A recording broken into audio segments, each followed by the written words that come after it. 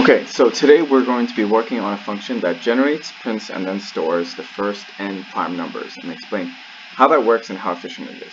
Okay, so in terms of this problem, I'm going to be making a couple of assumptions first. Now I'm going to make the assumption that n is going to be a positive integer, since we are going to be working with a positive list at least. And I'm also going to be assuming that the first prime number is not 1, it is 2. I'm going to declare that as well. I'm going to be working on this problem in pseudocode first, and then we can decide later if we want to write in JavaScript. So the first thing I want to do is declare a function. Declare the function as prime numbers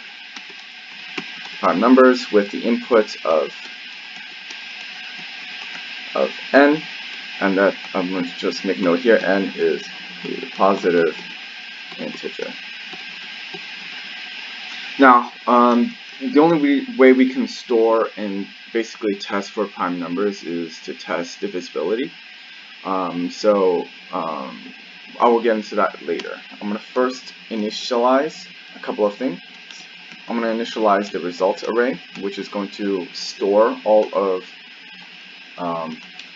the prime integers that we have, prime numbers that we have, and of course I'm going to initialize our counter, which is num, and it's going to be start off as 2. Like I mentioned before, 2 is our first prime number.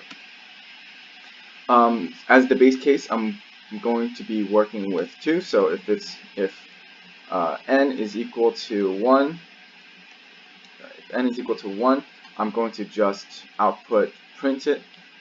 Print num, and then of course I'm going to store it as well. Append to results, and I'm going to output result as well. So return result. Now else in this case, if n is greater than 1, since like you mentioned before, since we're only dealing with positive integers, I'll be working with the next integer as well. So the next integer would be num is equal to 3. And if n is greater than 1, we do want to append 2 to this result as well, since we won't be working with that first base case. Since we do want to print it, I'm going to print console log num. Now, in terms of the loop that we want to work with, is going to be a while loop, since we may not necessarily be working with n integers. We're going to be working with n as so long as the length of the result is less than n. So we want to get to the length of n. So while loop here, and the condition is going to be result.length is less than n. So that until it actually reaches n, we're going to be working through integers as well. So in terms of how do we test the actual numbers, we'll be working with both a bottom boundary and a top boundary. And these bottom boundary and top boundary is going to be determined by divisibility. Since we're only working with odd numbers, we're going to be testing the bottom boundary as starting with 3, and the top boundary will be the square or the floor of the square root of the number. So with number, if we're going to create a for loop, and we're going to let I is going to be starting off as 3, and like I mentioned before, the top boundary will be the square root of the number. So this is going to be math.floor. Of course, the syntax is going to be off a little bit. Math.floor, and it's going to be the square root of the num. Apologize. And of course, we're going to be incrementing by 2 for this loop, so that we're only dealing with odd numbers. So now throughout this for loop, we need to test every single time, whether or not this is a prime number. So I do need to initialize a number is prime, and this is going to be true, and we're going to change it from true to false if we ever test that the remainder is 0 for any of these numbers. So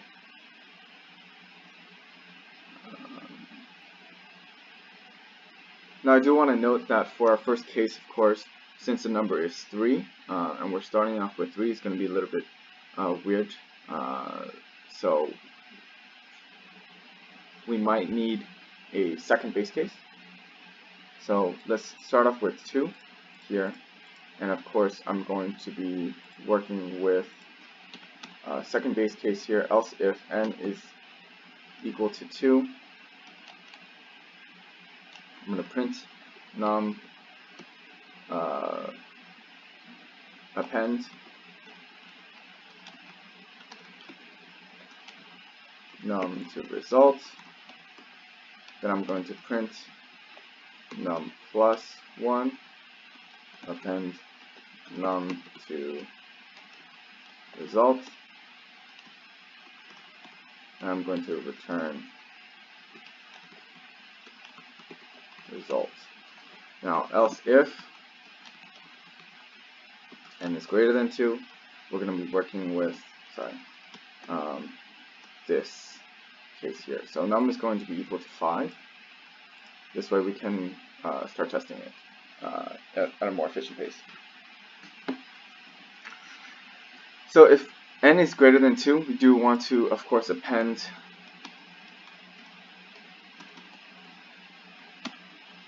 we're going to make num equals 3.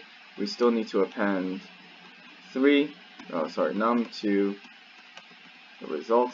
I need to edit this, make this num as well, and this one here, append num to result. So we're only working with the variables. So now after I've appended both 2 and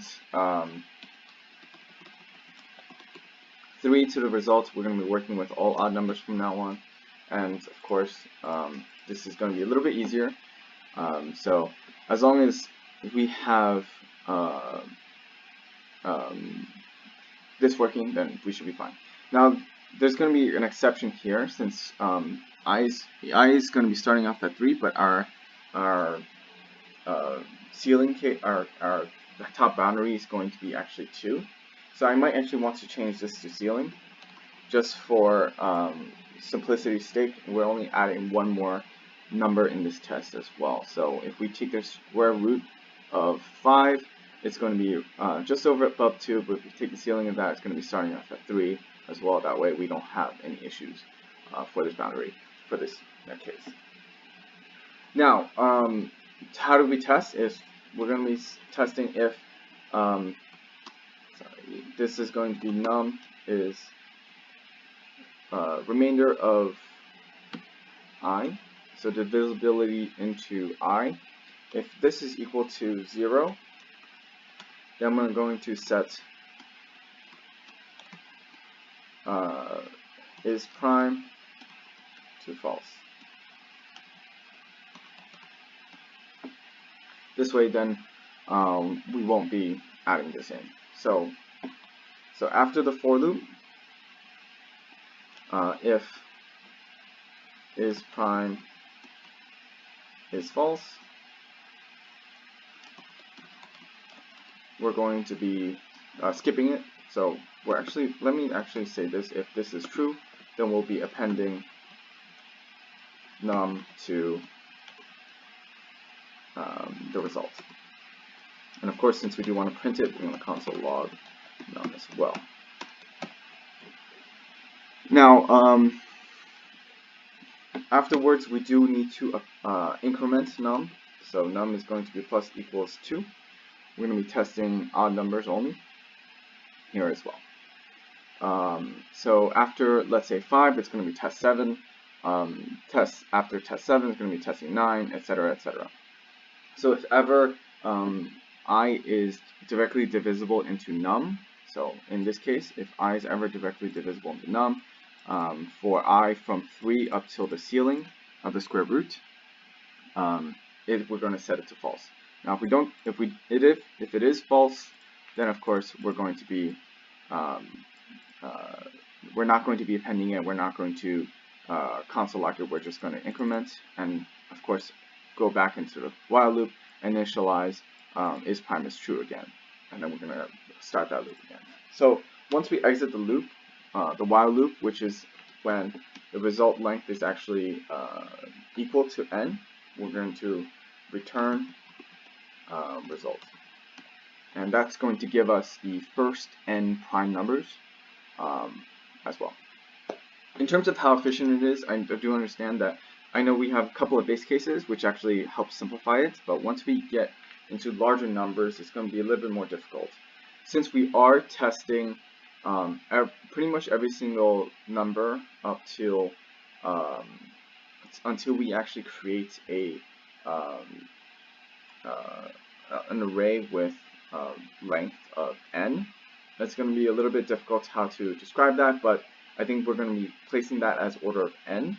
But within the actual while loop, we have another for loop which tests every other number from a bottom floor to a top floor, which is a square root, and that's not, of course, that's not an order of n. I would call that order of log n, since we're taking the top ceiling to the square root. And so I would say the order of this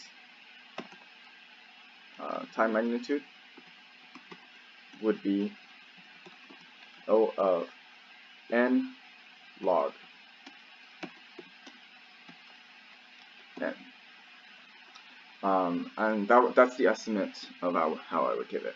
Now, in terms of how we can improve this, I'm not entirely sure as of right now. Maybe there can be exceptions to how we test for these numbers, but as of right now, I think this is the most efficient that I will be able to get.